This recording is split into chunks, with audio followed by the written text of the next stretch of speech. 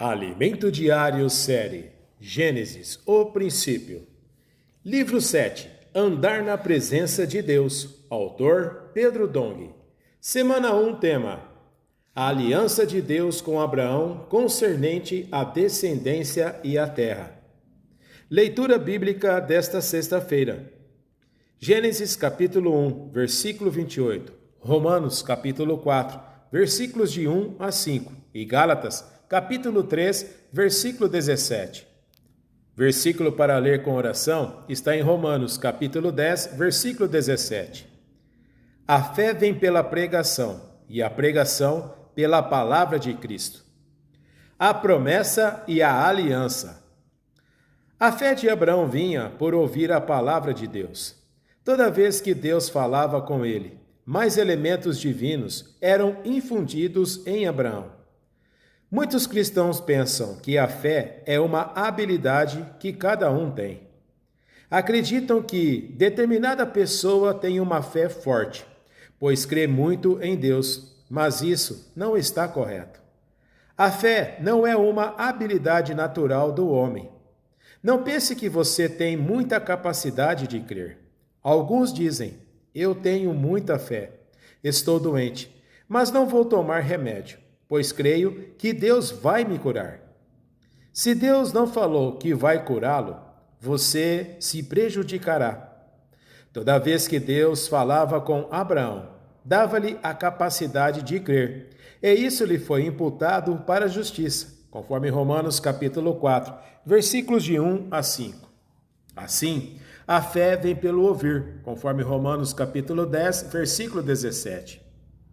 Eu não tenho fé até que eu ouça a palavra de Deus. Por isso não devemos tomar atitudes precipitadas, tendo como desculpa a fé. Sem o falar de Deus, não há fé. Até o momento, Deus havia falado bastante com relação à promessa do descendente a Abraão. Agora, ele ia fazer uma aliança com Abraão relacionada à promessa da terra, conforme nos fala Gênesis, capítulo 15, versículos de 7 a 11. Disse-lhe mais: eu sou o Senhor, que te tirei de Ur dos Caldeus, para dar-te por herança esta terra. Perguntou-lhe Abrão: Senhor Deus, como saberei que hei de possuí-la? Respondeu-lhe: toma uma novilha, uma cabra e um cordeiro, cada qual de 3 anos, uma rola e um pombinho.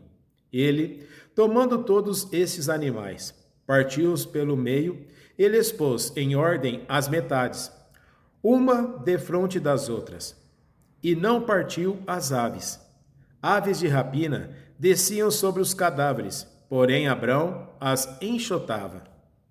Por um lado, Abraão creu em Deus quanto à promessa do descendente. Por outro, com relação à promessa da terra, Deus precisou fortalecer a fé dele. Por isso fez uma aliança com ele para confirmar a promessa da terra. Para Abraão, crer na promessa da terra também não era fácil. Ele estava em terra alheia, percorrendo-a como estrangeiro, pois aquela terra tinha dono. Por isso Deus quis fortalecê-lo, fazendo uma aliança com ele. Uma aliança é mais forte que uma promessa. A promessa de Deus já é o bastante, mas, para fortalecer nossa fé, ele também faz uma aliança. A aliança foi feita para confirmar a promessa, conforme Gálatas capítulo 3, versículo 17. A aliança foi confirmada por Deus antes da lei. Logo, a lei não pode anular a promessa que foi confirmada pela aliança. A promessa de Deus se tornou uma aliança, que é mais forte e firme do que a promessa. A palavra, a promessa e a aliança compõem o evangelho que Deus pregou a Abraão. O Novo Testamento é uma nova aliança. É uma aliança para o cumprimento da promessa que Deus fez a Abraão. Vivemos na era do Novo Testamento, na era do cumprimento da promessa feita por Deus a Abraão. Por isso estamos na nova aliança, durante a época do Novo Testamento. Todas as promessas feitas a Abraão tem se cumprido. O capítulo 4 de Gálatas faz menção aos dois descendentes de Abraão, um da mulher escrava e outro da livre, conforme nos fala o capítulo 4 de Gálatas, versículos de 23 a 27.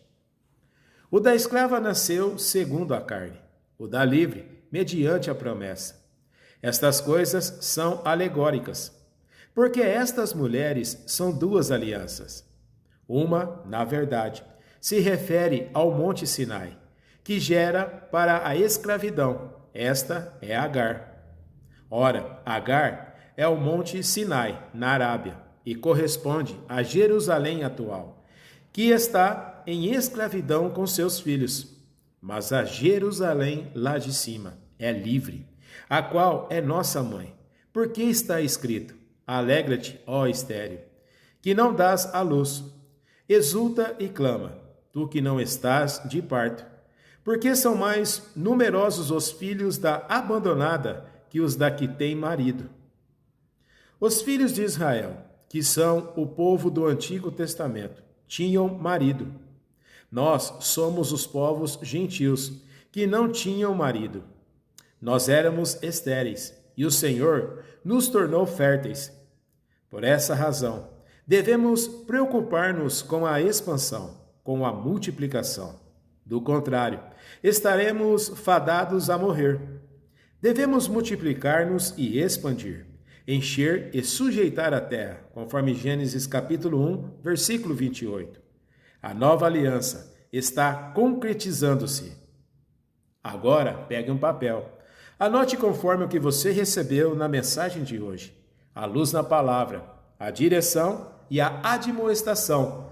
Com base nesses 3 pontos, desfrute durante todo o seu dia, rumine esta palavra e também compartilhe com outras pessoas.